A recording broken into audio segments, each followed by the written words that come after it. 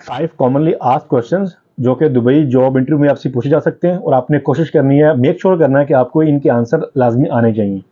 सबसे पहले जब भी आप इंटरव्यू के लिए जाएंगे तो इंटरव्यूअर आपसे पहला क्वेश्चन यही पूछेगा, इंट्रोड्यूस योरसेल्फ।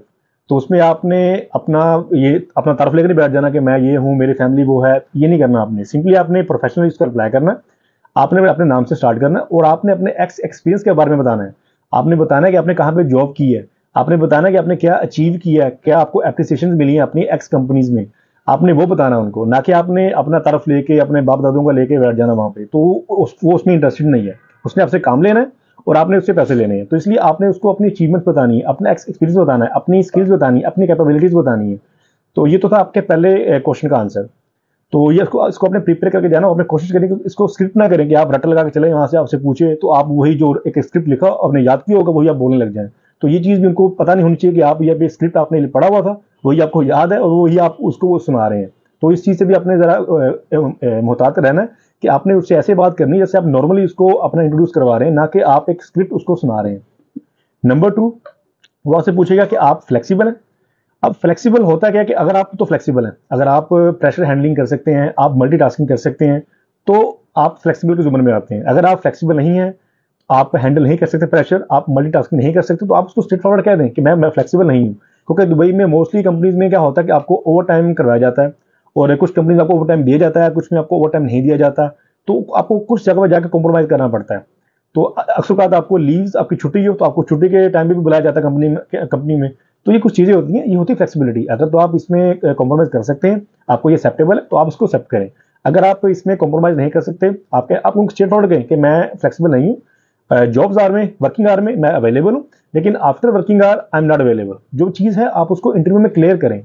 तो ये तो था कि आप फ्लेक्सिबल हैं या नहीं है, आपके दूसरे क्वेश्चन का आंसर। अब थर्ड क्वेश्चन का आंसर ये है कि आपकी रिज्यूमे के अंदर जो चीज लिखी है, एक एक वर्ड आपकी फिंगर टिप्स पे होना चाहिए, आपको पता होना चाहिए कि आपकी रिज्यूमे के अंदर क्या लिखा है। मुमकिन है कि वो आपकी रिज्यूमे से भी क्वेश्चनिंग कर सकता है, तो आपने जो भी अपनी रिज्यूमे के अंदर लिखा होगा वो आपको पता होना चाहिए।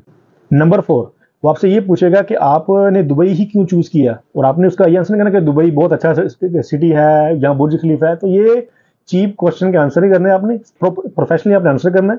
आपने उसको ये कहना है कि दुबई मैंने इसलिए चूज किया, ये आपको अपना आंसर बता रहा हूँ, आपने इससे बेहतर कोशिश करनी है कि आप इससे बेहतर आंसर तैयार कर सकें। कि मैंने तो इसलिए चूज किया कि यहाँ पर वर्क इन्वायरमेंट काफी मुझे अच्छा लगा, प्रोफेशनलिज्म। तो ये कुछ चीजें होती हैं, ये आप एक प्रॉपर इसका स्क्रिप्ट बनाएं, उसको देखें, सोचें, फिर आप उसका आंसर दें। ना कि आपने ये कहना कि यहाँ पे खूबसूरत सिटी है, इस तरह की ये जो बच्चों वाले आंसर है ये आपने नहीं करना। क्योंकि लोग ना इस तरह के क्वेश्चन को पूछते हैं, हालांकि ये क्वेश्चन इतना मैटर नहीं करते, हम लोगों को पता भी नहीं होता कि वो इस तरह के सस्ते क्वेश्चन करेगा हमसे, लेकिन वो ये जस्ट आपकी मेंटालिटी, आपकी प्रोएक्टिव अप्रोच चेक कर रहा होता है कि इस बंदे की मेंटालिटी किस लेवल तक की है। तो इसलिए ये जो इनके क्वेश्चन के आंसर है, कोशिश करें कि आप इसको प्रोफेशनली इसका रिस्पॉन्स करें ताकि वो आपसे इंप्रेस हो, ना कि उल्टा आपके ऊपर प्रेशर डल जाए। और ये तो था 4th क्वेश्चन का आंसर।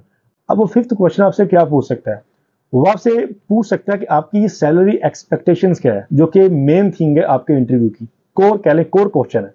अब इसमें आके बहुत सारे लोग स्टक हो जाते हैं। मेरी सजेशन ये है, मैंने हर वीडियो में मोस्टली अपने फॉलोअर्स को, सब्सक्राइबर्स को यही कहा है कि जो मेरी सजेशन है, और मुझे इस पे काफी लोगों से अच्छा रिस्पॉन्स भी आया, उन लोगों को इस पे अच्छी सैलरी ऑफर भी हुई थी, इवन कि मैंने खुद भी ये किया था। अब मुझे नहीं पता था कि यूए के अंदर, दुबई के अंदर मेरी फील्ड की जो जॉब्स हैं उनकी सैलरी मार्केट क्या है। मुझे नहीं पता था कि यहाँ पे कॉस्ट ऑफ लिविंग कितनी आती है, तो मुझे नहीं पता था कि कंपनी की सैलरी ब्रैकेट क्या है। जस्ट मैंने उसको इतना कहा था, I will just accept your best offer. मुझे उसने दोबारा पूछा कि आप अपनी मुझे डिमांड बताओ, मैंने उससे अगेन कहा I will just accept your best offer. तो इस पे वो आपको कंफ्यूज कर रहा होगा, लेकिन इसमें वो खुद कंफ्यूज हो जाएगा। अब हर कंपनी के पास 2 रेंज होती है, एक होती है मिनिमम रेंज, एक होती है मैक्सिमम रेंज। माइट भी पॉसिबल कि वो आपको मिड रेंज ऑफर कर दे, और माइट भी पॉसिबल कि आपको अगर वो लो रेंज ऑफर करता है, क्योंकि हाईएस्ट रेंज तो वो कभी भी कोई कंपनी किसको ऑफर करती भी नहीं अगर आप डिमांड भी कर लेंगे। तो अगर वो आपको लो रेंज ऑफर करता है तो आई एम 110% श्योर कि वो आपको साथ में ये कहेगा कि हम आपकी 6 मंथ के बाद सैलरी बढ़ा देंगे एज पर योर परफॉर्मेंस। और अगर वो कंपनी अच्छी होगी तो आपकी सैलरी बढ़ाएगी भी, और मेरी कंपनी में भी मेरी सैलरी बढ़ाई थी 6 मंथ्स के बाद, क्योंकि मैंने उनको यही आंसर दिया था, I will just accept your best offer. अगर आपको नहीं पता कि मार्केट रेट क्या है आपकी फील्ड का, आपको नहीं पता कॉस्ट ऑफ लिविंग कितनी है, तो मेरी सजेशन आपको कि आप ये उनको आंसर दें। लेकिन अगर आपको पता है, आप कॉम्पिटेंट हैं, आप कॉन्फिडेंट हैं, आपको है कि आप मैं इससे कम सैलरी पर जॉब नहीं कर सकता, तो आप अपनी डिमांड उनके सामने रखें, नो इशू।